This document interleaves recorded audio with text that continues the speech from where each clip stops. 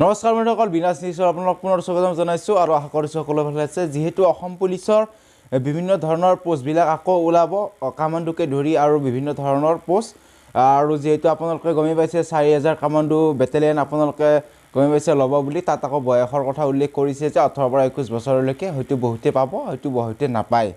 যদি এজ ৰিলেক্সটো ধৰি দিয়ে তেতিয়াহ'লে OBC ST SC সকলে পাব।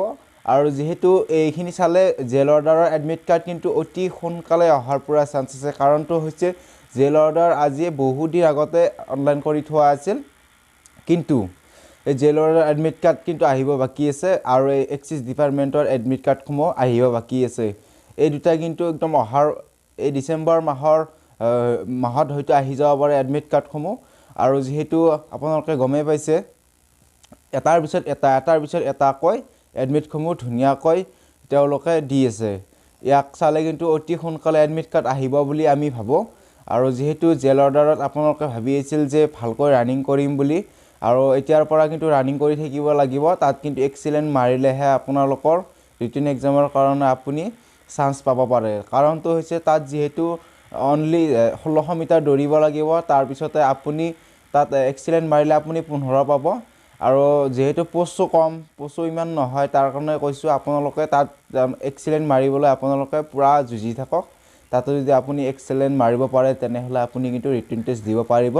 যদি কিন্তু এক্সিলেণ্ট মাৰিব নোৱাৰে তেনেহ'লে কিন্তু ৰিটেন টেষ্ট দিয়াৰ হয়তো আশাটো অলপ কম, যিহেতু পোষ্ট কম আৰু ল'ৰা বেছি। তাৰ কাৰণে কৈছোঁ আপোনালোকে ভালকৈ প্ৰিপাৰেশ্যন কৰি থাকক। আৰু যিসকল বন্ধু বান্ধৱীয়ে ভাবি আছিল যে কামাণ্ডোত এপ্লাই কৰিম বুলি, কিন্তু সকলোৰে সপোনবোৰ এনেই গ'ল।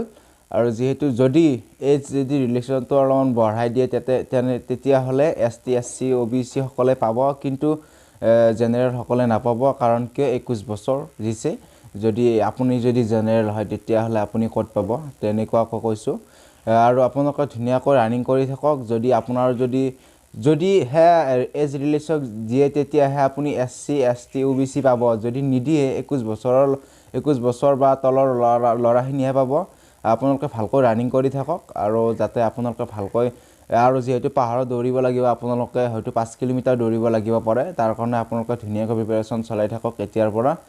আৰু আপোনালোকে গমেই পাইছে ABOBৰ দৰে আপোনালোকৰ ইণ্টাৰভিউ নহয়, আপোনালোকৰ হাৰ্ড হ'ব ইণ্টাৰভিউ। আপোনালোকে চেষ্টা কৰিব লাগিব, তেতিয়াহে আপুনি পাছ কৰিব পাৰিব। তাৰ কাৰণে কৈছোঁ আপোনালোকে ভালকৈ এতিয়াৰে পৰা আপোনালোকে প্ৰিপাৰেশ্যন চলাই থাকক, তেতিয়াহ'লে আপুনি ভালকৈ এটা নম্বৰ পাব। আৰু মই ভিডিঅ'টো বেছি দীঘলীয়া নকৰোঁ। যদি প্ৰথমবাৰলৈকে আহিছে তেনেহ'লে ছাবস্ক্ৰাইব কৰি ল'ব আৰু বেল আইকনটো প্ৰেছ কৰি অল কৰি দিব। আৰু ভিডিঅ'টো ইমান এটা সামৰণি কৰিছোঁ। জয় অসম।